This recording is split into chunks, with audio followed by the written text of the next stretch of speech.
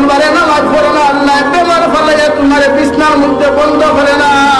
বুধবার বৃহস্পতিবার নামাজ না পড়ার কারণে আল্লাহ তোমার কোমর খামতা পর্যন্ত ভাঙ্গে দাঁড়ে ভাই। জুমাবার দিন যখন উম্মতে মুহাম্মদে সুন্নতি গোসল করিয়া সুন্নতি লেবাস লাগাইয়া যখন আল্লাহর কুদরতের কদম খানো যায়, ও সিজদার মধ্যে গিয়া যখন উম্মতে সুবহান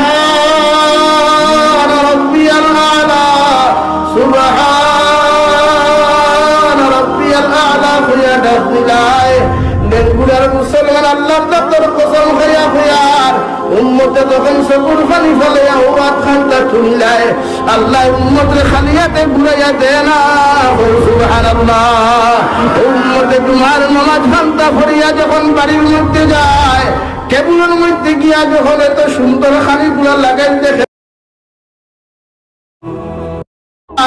টেবিলের মধ্যে গিয়া যখন এত সুন্দর খালিগুলা লাগাই দেখে রে ভাই, ও সবাই যদি উম্মতে চকুর পানি ফেলে, আল্লাহ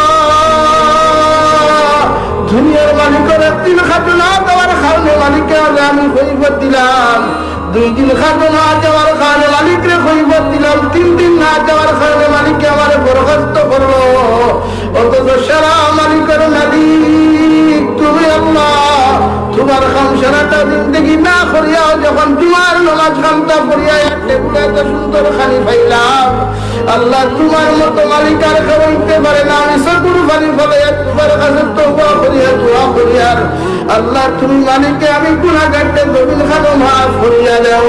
আল্লাহর কসম খাইয়া খাইয়া তোমার সবটা কি চকুর পানি জমিনে বলতে দেরি হইব রে ভাই, আল্লাহ তোমারে মাফ করিয়া দিতে দেরি করতো নাই।